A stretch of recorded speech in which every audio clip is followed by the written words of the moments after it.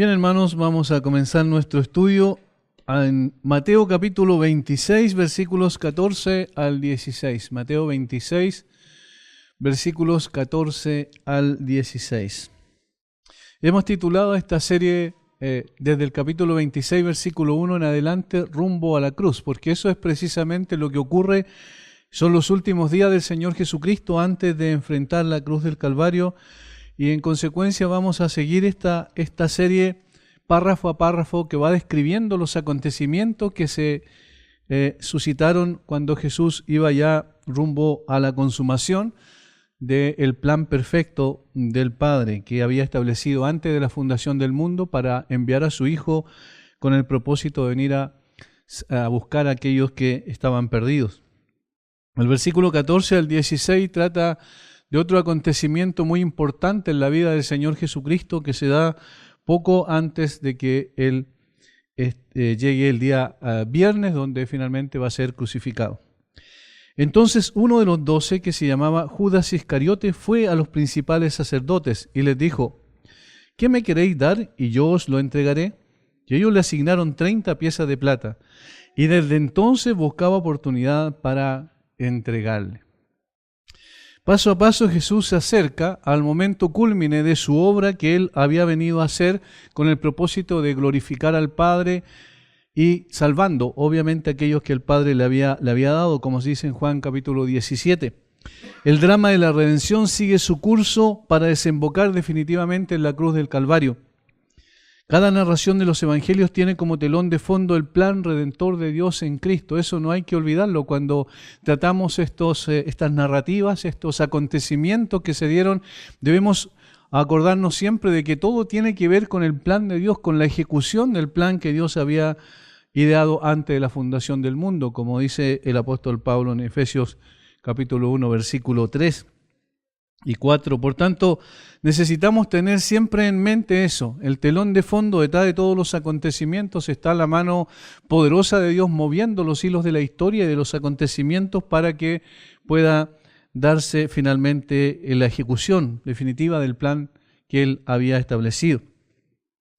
Sin embargo, además de que detrás del telón de fondo está el plan redentor de Dios, también hay personas que son responsables de sus acciones, y eso es lo que tenemos en este caso. Cada uno de los hombres que participan de los acontecimientos son enteramente responsables de sus acciones por las cuales deben responder un día delante del juez del universo. Por tanto, la soberanía de Dios no quita la responsabilidad del hombre, sino que cada persona es responsable de sus actos. Por eso es que la Biblia dice que Judas es responsable de lo que él hizo. Dice, Jesús dijo, mejor le hubiese sido a esa persona no haber nacido.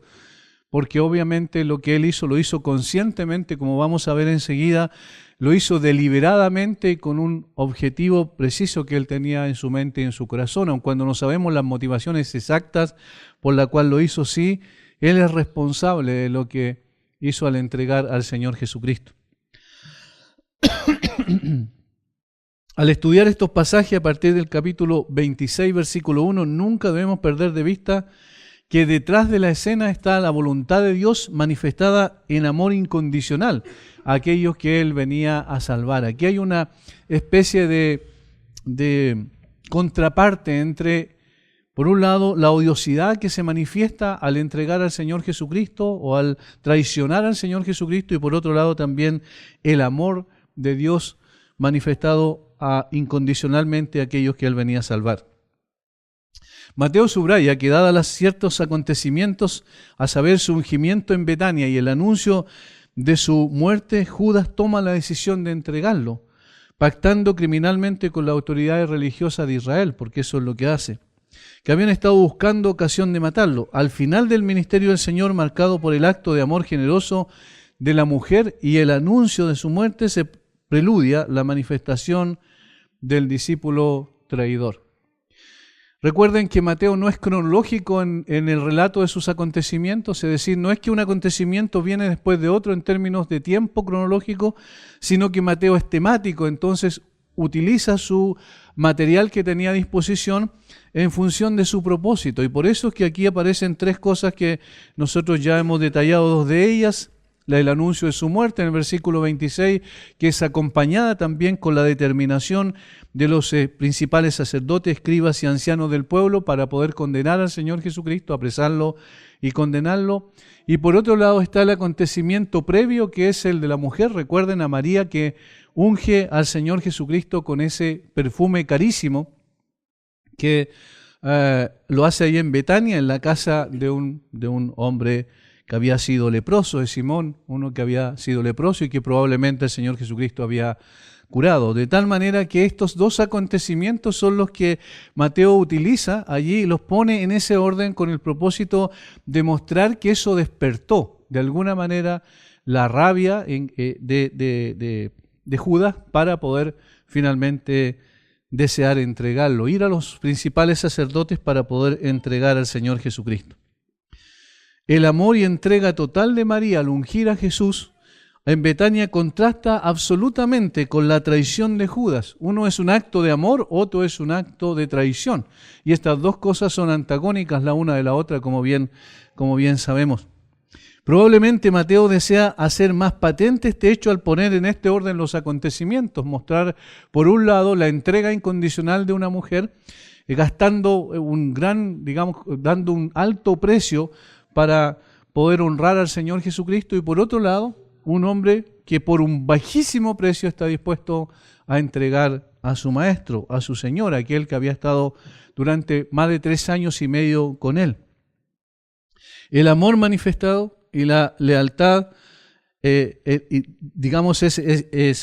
símbolo de lealtad, mientras que el odio manifestado es símbolo de traición. Están un lado al otro. Y esto es interesante porque nos ayuda a poder ver el cuadro más completo. Detrás de la escena está el amor de Dios y por otro lado la odiosidad del hombre, el corazón del hombre que quiere no saber nada con Dios, quiere sacarlo de la escena definitivamente.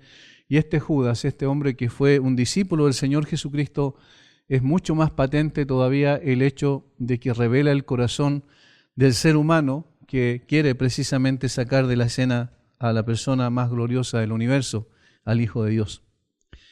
Seguramente lo que más destaca en la traición es que Judas era uno de los 12. Eso es lo más significativo probablemente cuando pensamos en términos también de emociones y sentimientos que se agolparon sobre el corazón del Señor Jesucristo. Si vamos a Juan capítulo 13, nos vamos a dar cuenta de algo bien distintivo. Esto de Juan capítulo 13 al capítulo 17 habla de la última noche antes de que el Señor Jesucristo fuese entregado. Pero hay cosas significativas en el relato y nos ayudan a entender mejor también cómo Judas toma esa posición antagónica para entregar al Señor Jesucristo. Recuerden cuando relata el texto que el Señor Jesucristo tomó un lebrillo, una toalla, se la ciñó y comenzó a lavar los pies de los discípulos. Entonces vino a Simón Pedro y Pedro le dijo: Señor, ¿tú me lavas los pies? Respondió Jesús y le dijo: lo que yo hago tú no lo comprendes ahora, más lo entenderás después.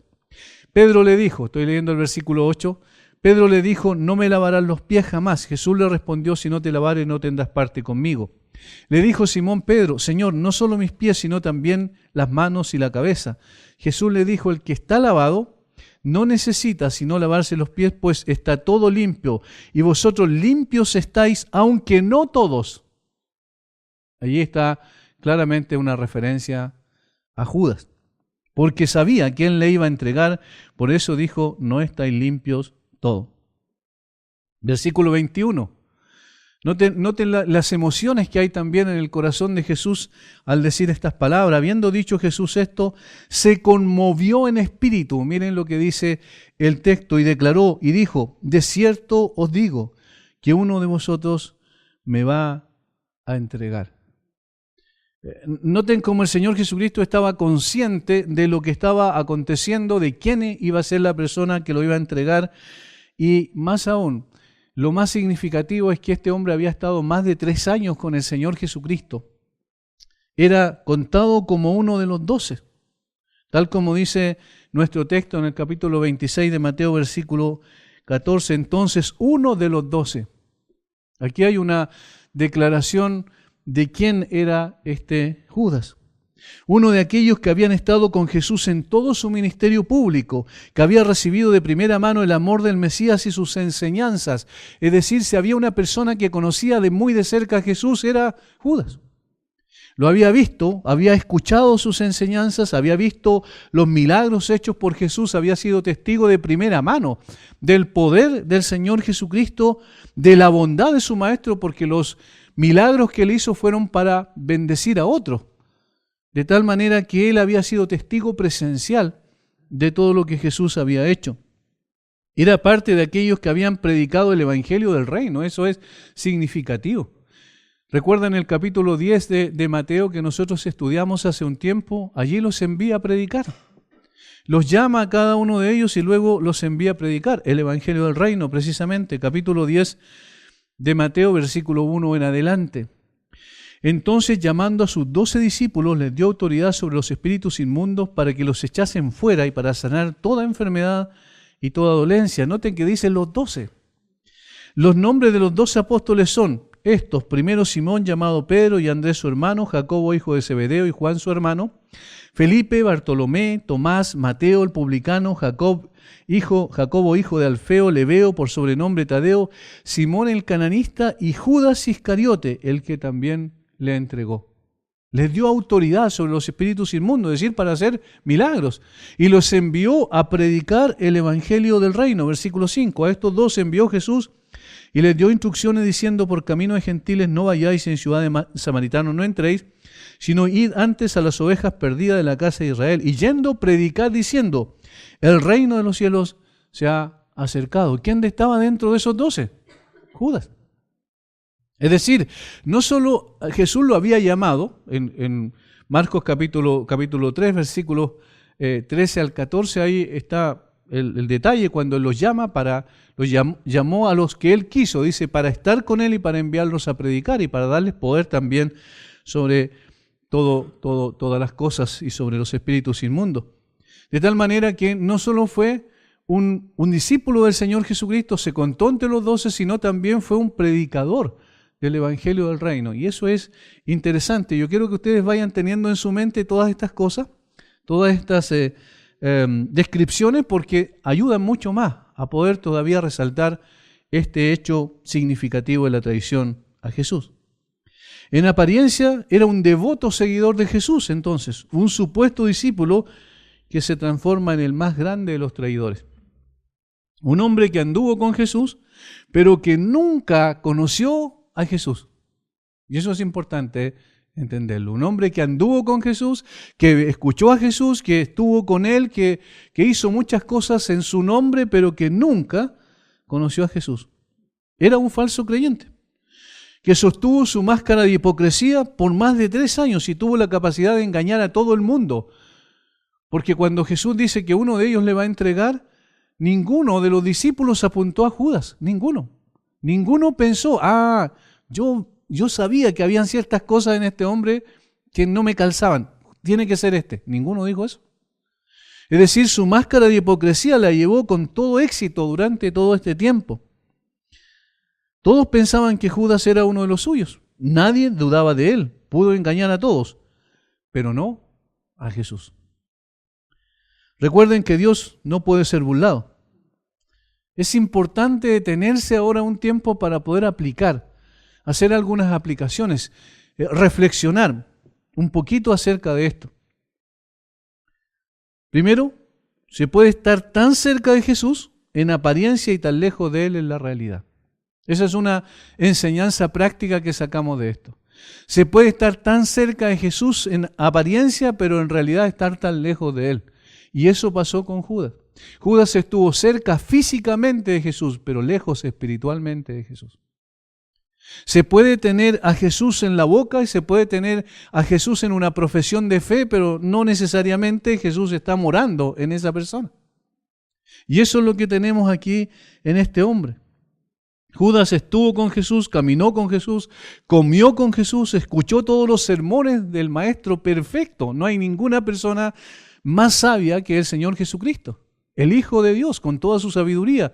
Enseñó, predicó, sermones extraordinarios, como el Sermón del Monte y muchos otros que registra la Biblia y algunos que la Biblia no registra, como dice Juan, había muchas otras cosas que él hizo y dijo y que no aparecen en las Escrituras. Este hombre escuchó a Jesús, vio a Jesús, hizo todo eso. Vio su gran poder con sus propios ojos. Todos lo reconocieron como discípulo de Jesús. Sin embargo, nunca fue de Jesús.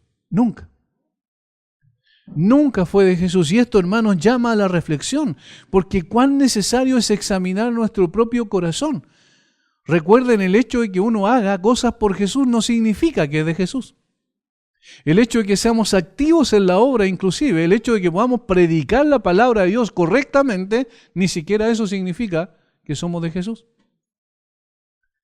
Es decir, evaluando nuestro corazón, como dijo el apóstol Pablo a los Corintios, debemos examinarnos a nosotros mismos para no autoengañarnos, porque Judas estaba engañado en sí mismo. Todos lo reconocieron como discípulos, sin embargo, nunca fue de Jesús. ¿Estamos nosotros andando con Jesús como respuesta a que Jesús mora en nuestro corazón? ¿O simplemente estamos creyendo que estamos en Jesús y solamente tenemos un sentido externo de religiosidad, de piedad aparente solamente? En segundo lugar, se puede escuchar constantemente el Evangelio y sin embargo nunca llegar a entenderlo espiritualmente. Se puede escuchar constantemente el Evangelio y sin embargo nunca llegar a tener una comprensión espiritual del Evangelio. ¿Eso es posible? Bueno, Judas nos está diciendo que es posible. Es posible. Judas escuchó por más de 3 años a Jesús y nunca entendió adecuadamente el Evangelio. No puedo dejar de pensar que él estaba ahí cuando Jesús enseñó en el Sermón del Monte. ¿Recuerdan esos 3 capítulos que usa Mateo para relatar el Sermón del Monte, capítulo 5 al capítulo 7? Y que Judas escuchó estas palabras. Y esto es lo más significativo. No todo el que me dice Señor, Señor, entrará en el reino de los cielos. Parece que hubiese estado hablando a él. Sino el que hace la voluntad de mi Padre que está en los cielos. Muchos me dirán en aquel día, Señor, Señor, ¿no profetizamos en tu nombre? ¿O en tu nombre echamos fuera demonios y en tu nombre hicimos muchos milagros? Judas hizo todo eso. Y entonces le declaré, nunca os conocí, apartados de mí, hacedores de maldad. Mateo 7, 21 al 23. No podemos pasar por alto el hecho de que Judas estaba ahí, dentro de aquellos que estaba escuchando ese sermón. De hecho, ese sermón fue para los discípulos. Dice que estando con sus discípulos les habló diciendo, y ahí comienza el relato en el capítulo 5, versículos 1 en adelante de Mateo. Es decir, él estaba escuchando todo eso y sin embargo no hubo ninguna reacción en su corazón. ¿Es posible entender intelectualmente algo y sin embargo no entender y tener una comprensión espiritual de aquello? Es muy factible que así sea. ¿Cuán fácil es ser simplemente un oidor de la palabra del Señor? Por eso Santiago dice, no seamos solamente oidores. ¿Cuán fácil es llenarse la cabeza de conocimiento teórico y nunca entender y aceptar el Evangelio tal como se presenta en la Biblia? El Evangelio que cambia la vida, el que transforma nuestro ser completa y radicalmente, el que nos lleva no solo a apartarnos del pecado, sino a desear y anhelar la justicia, como dice la Escritura, a amar la justicia. Cuando esos cambios no se producen en el corazón, pueden incluso externamente y aparentemente producirse, pero no necesariamente en el corazón. Por eso es necesario estar observando cuáles son las intenciones, no solo las acciones que nosotros realizamos. ¿Estamos siguiendo al Señor de todo corazón genuinamente? Eso es algo que necesitamos pensar. Tercero, la tercera apreciación que se puede hacer o la reflexión práctica es que se puede llevar una máscara de piedad por un buen tiempo, pero un día Dios se encarga de quitarla y dejar al descubierto la realidad del corazón. Eso es innegable. Los seres humanos somos buenos actores y el mundo es un buen teatro para desarrollar nuestras actuaciones. Pero delante de Dios no existe la máscara suficientemente grande o gruesa, ¿cierto?, para no poder dejar ver lo que realmente está detrás de esa máscara. Judas fue contado como uno de los discípulos leales a Jesús, pero era solo apariencia, porque en realidad era un traidor. Recuerden que el pecado no es algo que se comete en un momento, como algo, como un accidente. El pecado tiene la connotación de ser pensado primero, Santiago lo describe en el capítulo 1, de producirse en las emociones dentro de nuestro corazón, nuestros sentimientos, nuestros pensamientos, y luego salen a la luz, se ejecutan, se realizan. Por tanto, esta traición de Judas no fue un accidente en su vida, fue algo pensado, fue algo analizado por un tiempo probablemente. Ahora, el texto dice que, y le coloca el apellido, ¿cierto?, que se llamaba Judas Iscariote. Normalmente en la Biblia, si ustedes se fijan, las personas eran conocidas por su nombre de pila, ¿no? Judas, Jesús, Pedro, sin apellido como nosotros en el día de hoy, ¿cierto?, tenemos. Pero se le asignaba un segundo nombre que tenía que ver con el lugar de su nacimiento, de dónde procedía, o la familia. Normalmente se tenía que ver con el lugar de la procedencia de donde vivía la familia. Por tanto, Iscariote es lo más probable. Hay varias opiniones de lo que significaba, pero la mayoría de los teólogos concuerda que Judas se refiere a que Judas vivía en una ciudad que estaba en Judá, en el sur de Israel. ¿Por qué esto es importante? Porque era el único de los discípulos que no era galileo. Todos los demás eran galileos y él era de Judá, del sur. Los otros eran del norte de Israel. ¿Qué importancia tiene eso? Bueno, tiene una importancia interesante porque los de Galilea normalmente eran mal mirados por los judíos del sur. Los judíos del sur consideraban que ellos eran puros, que eran judíos puros, judíos en realidad. Y que los de allá no, porque tenían relaciones con las naciones gentiles que habían entonces, eran impuros en ese sentido. Por tanto, el único judío era, dentro de los discípulos, era Judas.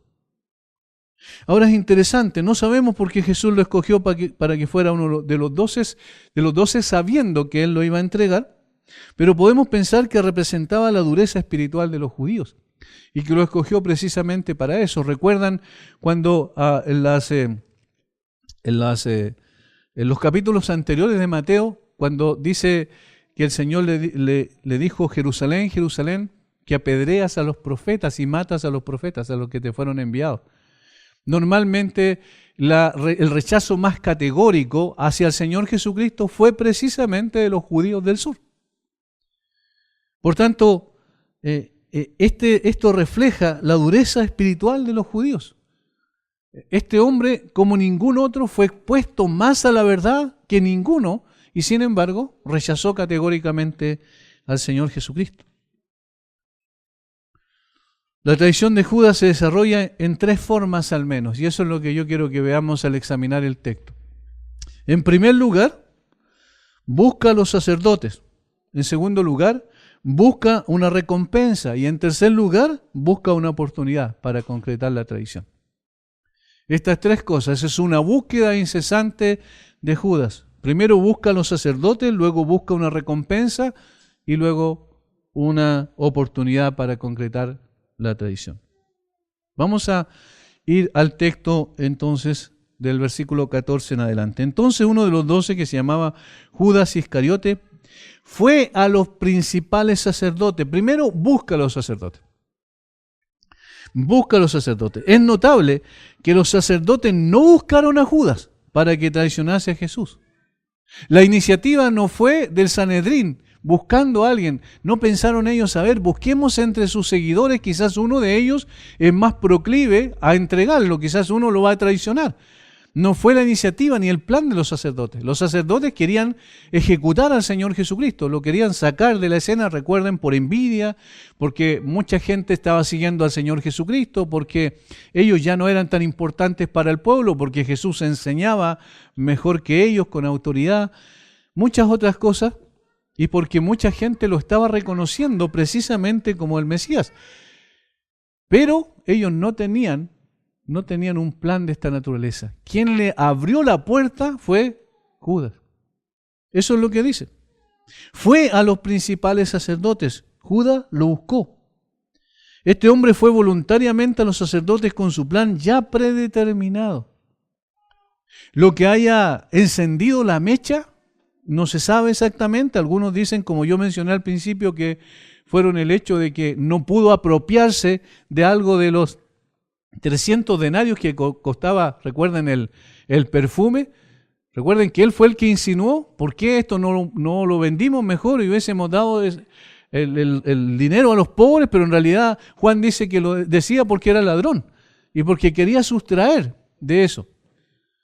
Ahora, este hombre, ya quizás con su corazón completamente enajenado por la maldad, establece un plan y va y busca a los sacerdotes, pero nadie lo impulsó. Ahora, la Biblia dice, sí, eso debemos reconocer, que Satanás estaba detrás de los acontecimientos. Recuerdan que Satanás entró en el corazón de Judas para que ejecutara la acción, pero aquí hay una cosa interesante, él podía haberse opuesto a eso, pero él accedió.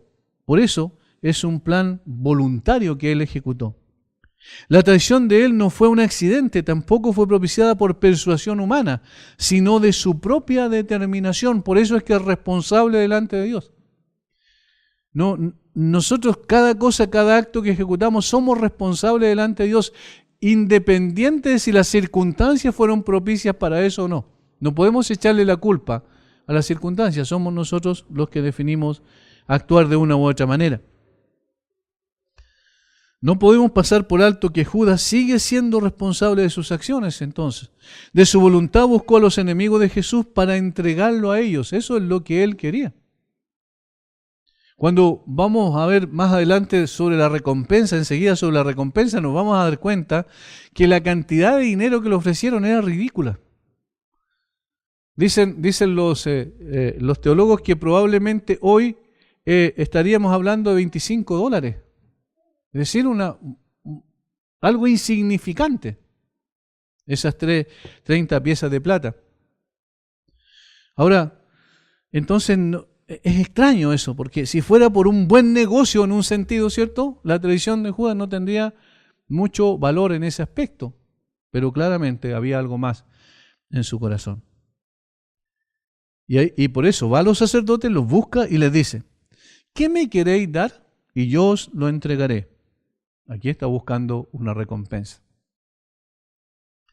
No podemos saber cuáles fueron todas las motivaciones que llevaron a Judas a la traición, pero sí podemos ver que habían algunas bastante evidentes.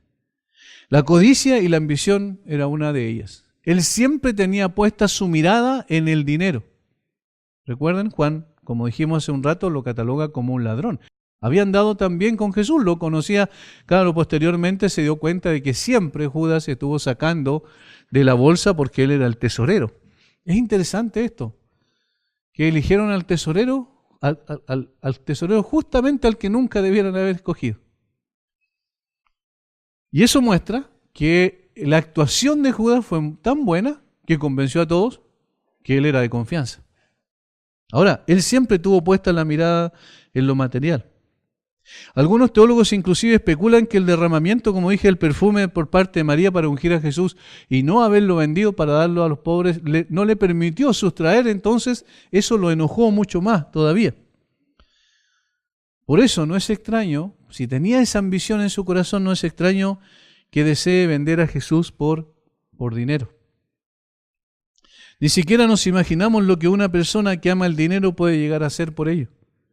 Como la misma Biblia dice, el amor al dinero es la raíz de todos los males, es la raíz, es la fuente de donde procede todos los males. Las personas están dispuestas a hacer cualquier cosa cuando su vista, su corazón está puesto solo en lo material. Judas era ambicioso y encuentra en la entrega de Jesús una posibilidad de tener una recompensa monetaria. Aunque, como veremos más adelante, lo que obtuvo fue una paupérrima recompensa, sin embargo, su corazón estaba puesto allí. Recuerden, donde está tu tesoro, allí también está tu corazón, dijo el Señor Jesucristo.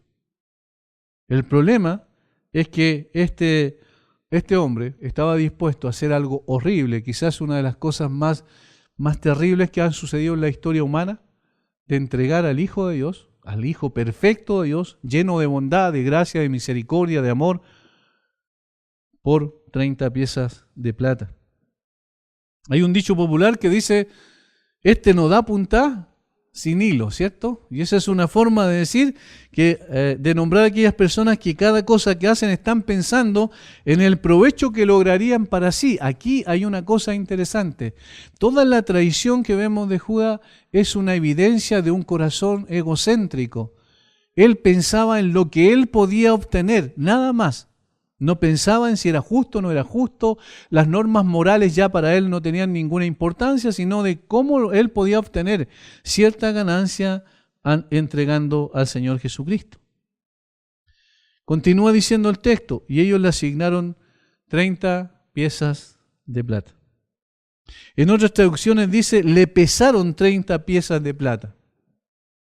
Esto significa que le propusieron este monto como pago de su traición. No significa, el texto no dice que le entregaron inmediatamente las 30 piezas de plata, sino cuando él preguntó qué recompensa me dan, le dijeron 30 piezas de plata. Y que posteriormente, de seguro posteriormente le entregaron las 30 piezas de plata cuando efectivamente él entregó al Señor Jesucristo. Hay casi unanimidad que las monedas eran tetradracmas de plata, que correspondía al precio que se pagaba por un esclavo que había muerto corneado por un buey. Esto es lo que según la ley se debía dar. Es decir, si alguien tenía un esclavo y un buey de la otra persona, ¿cierto?, corneaba a ese hombre y moría ese esclavo, entonces lo que se pagaba por ese esclavo eran 30 piezas de plata. Eso dice Éxodo 21 al 32. Se puede ver el desprecio que estos religiosos tenían por Jesús. Miren lo que para ellos valía el Señor Jesucristo. Tenía el valor de un esclavo, es decir, lo más bajo que podía existir. Trataron a Jesús como un esclavo sin valor alguno. Con razón Isaías dice proféticamente de Jesús, le veremos más sin atractivo para que le deseemos. Es decir, para la gente común y corriente Jesús no tiene ninguna importancia. Ninguna importancia, y eso no ha cambiado a lo largo de los años porque el corazón del hombre sigue siendo exactamente el mismo. Por eso es que no podemos pensar que la gente aprecia el Evangelio, porque naturalmente la gente desprecia el Evangelio porque desprecia al Señor Jesucristo, al Salvador. Imagínense la apreciación. 30 piezas de plata, el precio de un esclavo. Eso es lo que ellos pensaron que valía el Señor Jesucristo. Ante la vista de los hombres, sin Dios Jesús no tiene valor alguno. Pero como dice Pedro, y este es el contraste, para los que creemos, Él es precioso. Es decir, hay una apreciación distinta de parte de aquellos que somos sus hijos. Pero no porque nosotros seamos más inteligentes, porque hagamos una mejor evaluación, sino simplemente por la gracia de Dios que nos abrió los ojos para ver la preciosura y la hermosura en Jesús. Si no hubiese sido así, estaríamos exactamente igual como los demás. Estaríamos pensando que Jesús no tiene ningún valor real. La razón es simple. El hombre natural no percibe las cosas que son del Espíritu de Dios porque para él son locura. Y no las puede entender porque se han de discernir espiritualmente. Por eso alguien describió muy bien a los creyentes. Los creyentes son aquellos que ven lo que otros no ven y aprecian lo que otros no aprecian. Y eso es una obra de la gracia de Dios. Nosotros tenemos el gran privilegio de ver a Jesús tal como es, como Él es. Y lo veremos un día y seremos tal como Él es. Pero mientras estamos en esta tierra, por la gracia de Dios, a través de la revelación de su palabra, lo conocemos tal como Él es, tal como Él se ha revelado a nosotros. Y debemos entonces tener en altísimo valor la persona de Jesús, a diferencia de aquellos que no lo conocen y que lo tienen le dan un valor insignificante, como es el caso de estos hombres. Ellos le asignaron 30 piezas de plata. Nosotros te vamos a pagar 30 piezas de plata. Nosotros te vamos a pagar el precio de un esclavo. Ahora el Salmo 40, ¿recuerdan? el Señor Jesucristo dice, has abierto mis oídos, le dice al Padre. Y allí está diciendo, yo voy a ser un esclavo tuyo para siempre. Y el apóstol Pablo en Filipenses capítulo 2, versículo 6 en adelante, dice, el cual no estimó el ser igual a Dios como cosa que aferrarse, sino que se despojó a sí mismo, tomando forma de esclavo, dice literalmente el texto. De tal manera que en un sentido el Señor es un esclavo, pero no es un esclavo, ¿cierto? Porque los hombres le dieron ese valor, sino que Él mismo se humilló para que finalmente transformarse en un esclavo con el propósito de sacar a los esclavos espirituales de la condición en la que se encontraban, para representar al hombre delante de Dios. Ahora, también es significativo lo de esta valoración despreciable, es que muestra una vez más que los acontecimientos están bajo el control soberano de Dios. ¿Por qué? ¿Por qué podemos decir que eso es así? ¿En el texto hay alguna insinuación de eso? En este texto específicamente no, pero en otros sí hay insinuación de ello. Dice, y ellos le asignaron 30 piezas de plata. ¿Qué es lo que hicieron estos hombres? No hicieron otra cosa que cumplir lo que Dios ya había anticipado a través del profeta Zacarías. En Zacarías capítulo 11, versículo 12, allí dice lo siguiente, y pesaron por mi salario 30 piezas de plata. Y me dijo Jehová, échalo al tesoro, hermoso precio con que me han apreciado. La última frase es una ironía. Hermoso precio con el que me han apreciado. ¿Cuánto es el precio? 30 piezas de plata. ¿Cuánto le ofrecieron estos hombres? 30 piezas de plata. ¿Qué significa eso? Que ellos cumplieron la palabra de Dios sin saber que estaban cumpliendo la palabra de Dios. En otras palabras, la mano soberana de Dios se ve aquí claramente. Estábamos viendo los acontecimientos. Dios no es simplemente un observador cósmico que mira lo que pasa. Dios es que preordena las cosas para lograr sus propósitos eternos.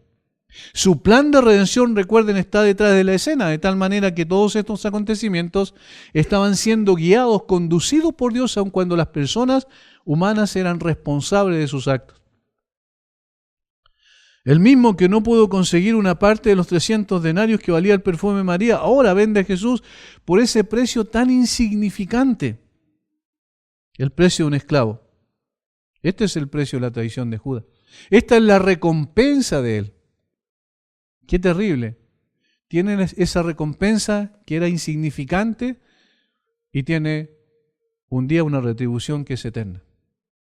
La retribución en el infierno. Esta es la recompensa que Judas logró con su acto despreciable. Recibió el aplauso y la consideración de los religiosos de su tiempo, las autoridades civiles y religiosas de Israel. Sin embargo, finalmente se fue al infierno. Buscó primeramente a los sacerdotes para entregar a Jesús. Él planificó, organizó esto para entregarlo. Los sacerdotes querían apresarlo, pero no sabían cómo y Judas le dio la pauta. Y además buscó la recompensa a través de aquello que iba a hacer, de esta traición. Y en tercer lugar, busca la oportunidad. Miren lo que dice. Y desde entonces buscaba oportunidad para entregarle.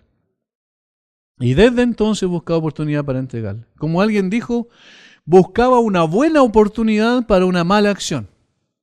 Buscaba una buena oportunidad para una mala acción.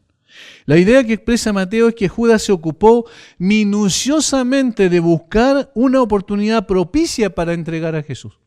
Es decir, desde ese momento Judas estuvo observando las circunstancias para ver en qué momento preciso era bueno entregar a Jesús.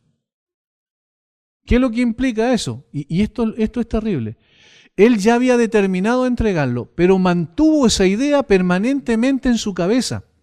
De tal manera que estaba mirando cómo, en qué momento y de qué forma debía hacerlo. Es decir, tuvo tiempo, nosotros podríamos decir tuvo tiempo para arrepentirse. Todo ese tiempo era un tiempo de gracia para que se arrepintiera de su acción, pero él siguió adelante con ello.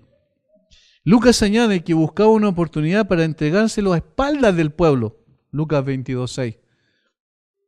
a espaldas del pueblo, porque no quería que hubiese alboroto. Recuerdan que los del Sanedrín lo que más querían era eso, no producir un alboroto entre el pueblo, entre la masa de personas, muchos de los cuales habían reconocido al Señor Jesucristo como el Mesías. ¿Recuerdan la entrada triunfal a Jerusalén unos días antes? El domingo anterior a estos acontecimientos. Y una vez más, este hecho de que Judas está buscando la oportunidad, se aprecia la enorme maldad de alguien que busca afanosamente la oportunidad para entregar a un inocente. ¿Qué lecciones importantes nos entrega el pasaje? En primer lugar, devela el corazón humano tal como es. Quizás nosotros hemos escuchado muchas veces esto, pero la Biblia lo repite una y otra vez. Pero ¿cuál es el problema? Que lo sabemos intelectualmente, pero no somos conscientes en forma permanente de lo que realmente hay en el corazón humano. Es fácil que nosotros podamos apuntar a Judas y decimos, él era un hipócrita, él era un traidor, él era un ambicioso. Pero cuando pensamos bien en estas características, pensamos en lo que es el corazón humano. No podemos simplemente apuntar a Judas como un hombre malvado porque sus intenciones e intereses son propias del corazón de todo ser humano que habita en esta tierra. Hermanos, nosotros ni siquiera nos damos cuenta de la maldad de nuestro corazón. Nosotros como creyentes decimos, no, ahora mis pensamientos, mis intenciones, mis emociones concuerdan con la voluntad de Dios. No necesariamente es así, sabemos que no es así. De hecho, como creo que por ahí dijo Paul Washer, si pudieran conectar nuestro corazón y enchufarlo a una pantalla grande, saldríamos arrancando y no quisiéramos que nunca más esas personas nos vieran de pura vergüenza. Porque el corazón es absolutamente malvado. ¿Eso no dice la Biblia? Dice que es perverso. Dice el salmista que es corrompido. Y todas son estas características de un corazón absolutamente malo. El salmista en el Salmo 53 dice el necio en su corazón, no hay Dios. Se han corrompido, hicieron abominable maldad. Eso dice en el capítulo 53:1.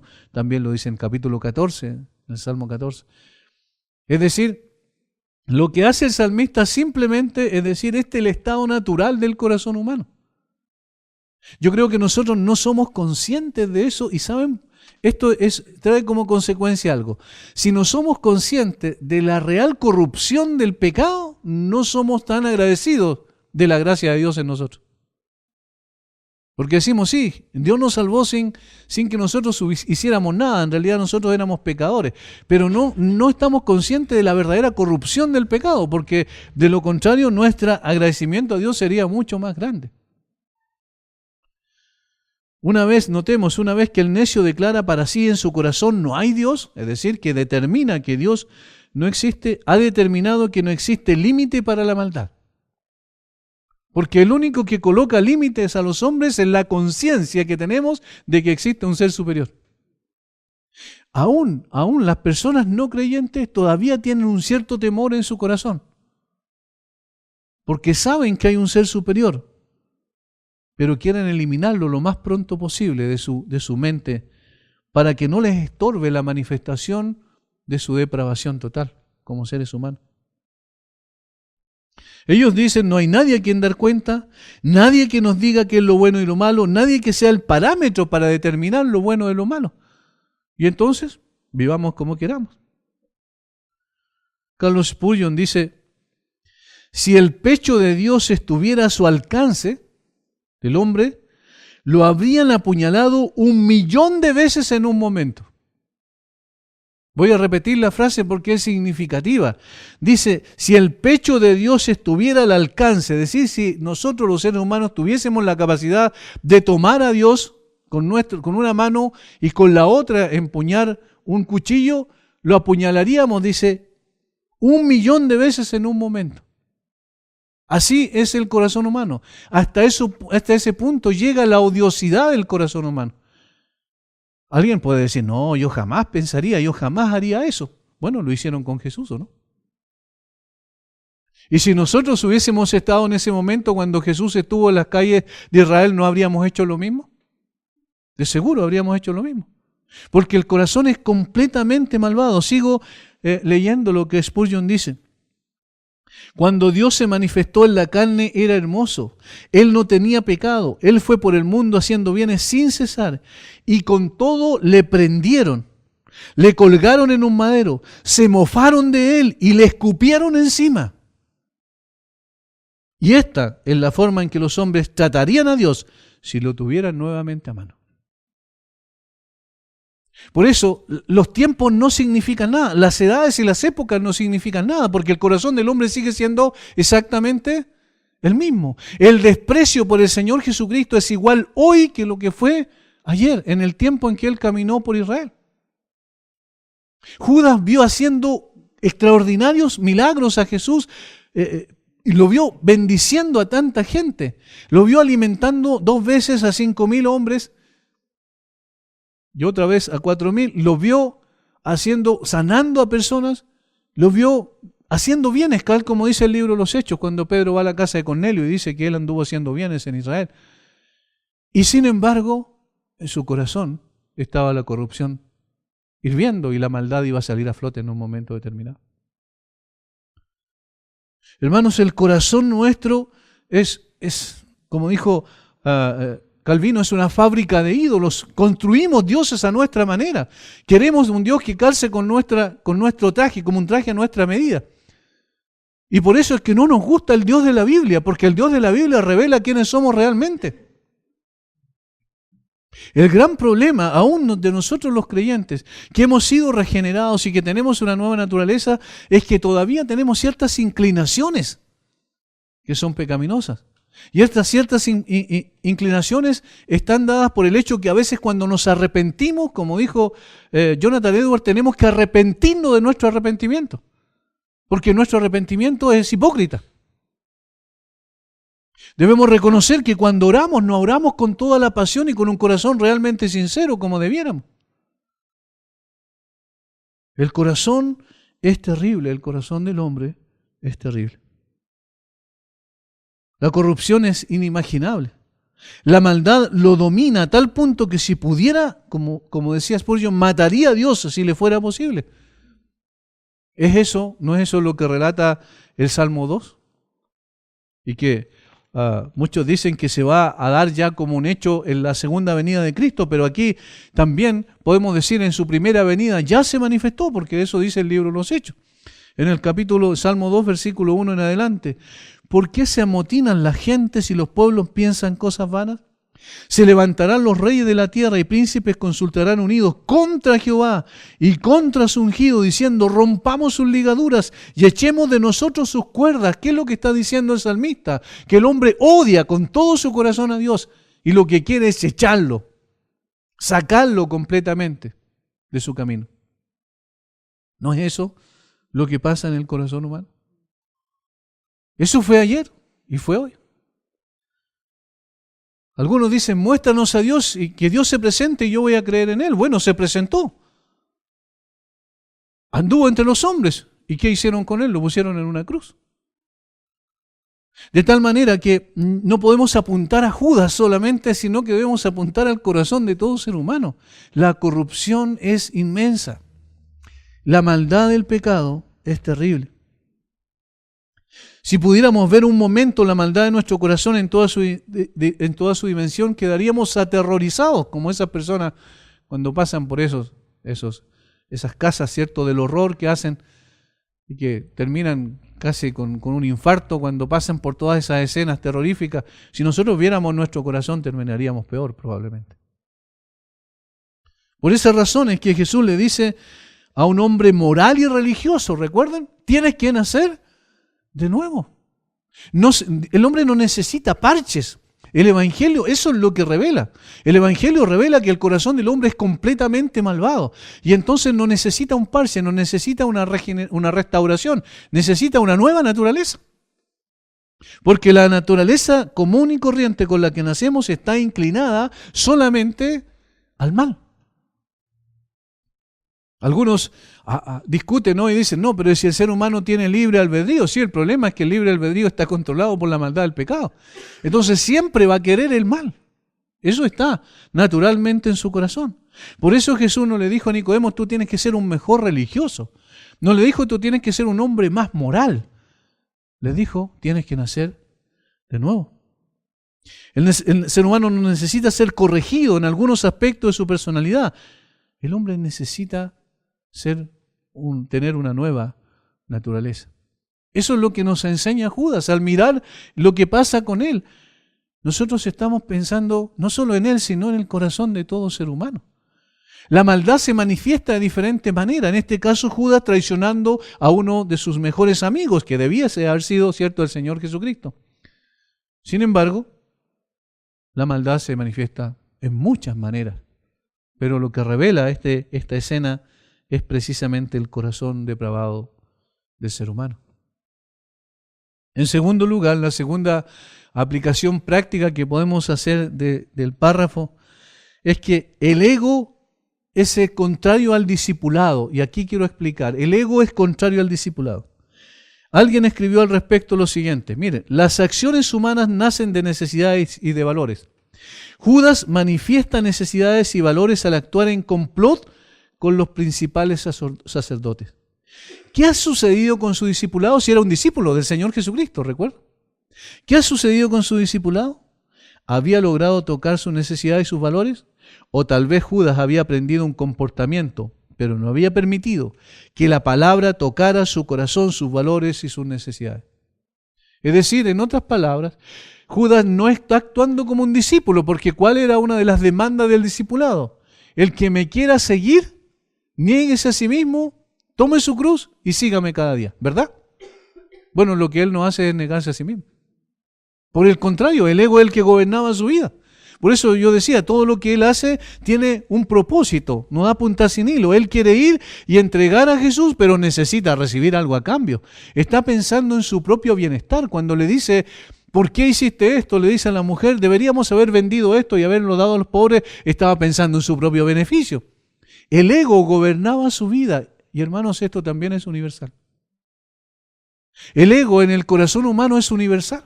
¿Cuál es el enemigo más grande del creyente? El creyente. ¿Cuál es el gran problema por el cual no avanzamos más espiritualmente? En nuestro propio yo. Estamos pensando en nuestro propio beneficio. Nosotros miramos a Dios e interpretamos a Dios a la luz de lo que nosotros queremos, no a la luz de lo que Dios es. Por eso, alguien dijo que nosotros eclipsamos a Dios porque colocamos al hombre, al pequeño insignificante hombre delante de Dios. Y por la perspectiva, igual como cuando, recuerden, la luna se posa delante del sol, aunque mucho más pequeño que el sol, pero por la perspectiva produce un eclipse. Así nosotros eclipsamos a Dios porque colocamos al hombre frente a nosotros, las necesidades, los deseos, los anhelos del hombre, del ego, del orgullo, y entonces miramos a Dios y lo miramos a través del hombre. ¿Y qué es lo que vemos? A un Dios hecho a la medida del hombre. Eclipsamos al Dios verdadero al verlo de esa manera. Judas estaba actuando así. La Biblia dice que la conversión con que se inicia el camino del discipulado ha sido definida como un cambio de lealtad, y eso es interesante, un cambio de lealtad. Antes éramos leales a nuestro propio yo, a nuestro propio ego, a nuestros propios deseos, y ahora, cuando se produce la conversión, pasamos a ser leales a aquel que nos salvó. Esa es la conversión.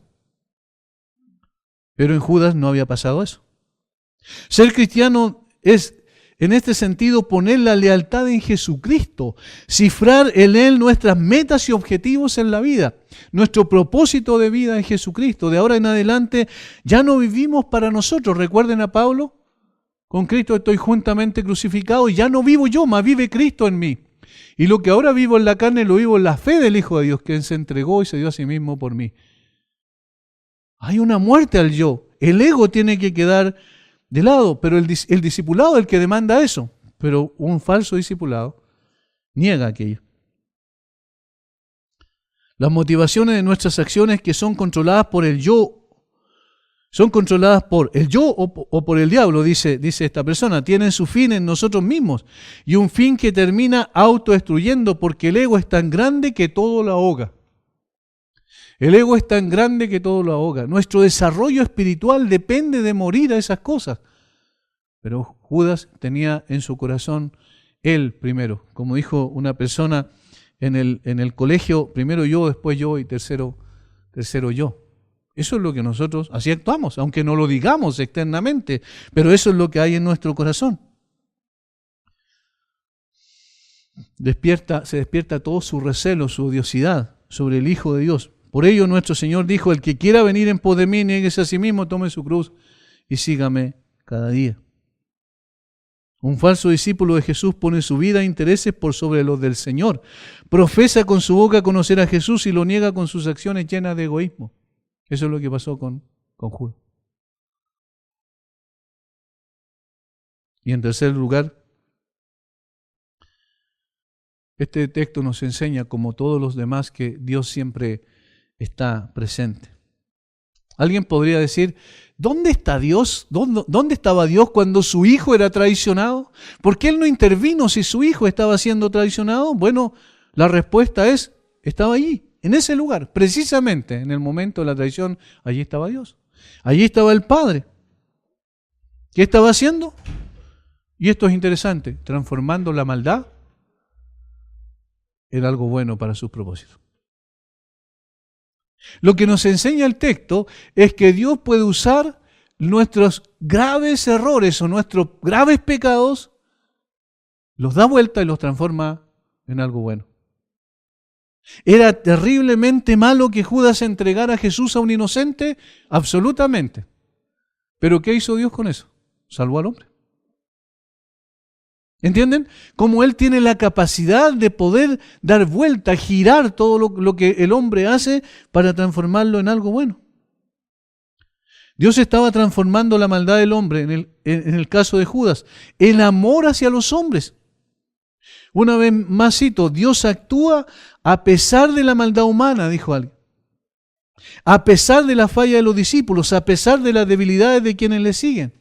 A pesar de los propósitos de Judas, Dios transforma su traición en el acto de entrega de amor de Dios al mundo, sacrificando a su hijo.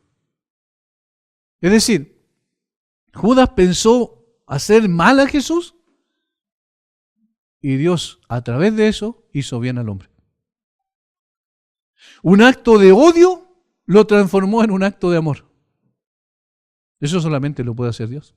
Porque el universo no gira al azar, gira de acuerdo a los lineamientos que Dios ha establecido. La historia humana avanza hacia una consumación, porque Dios ha establecido la consumación de su plan perfecto. Esto no es al azar. Dios no juega los dados, como dijo alguien. A pesar de los propósitos de Judas, Dios transforma su traición en el acto de entrega de amor.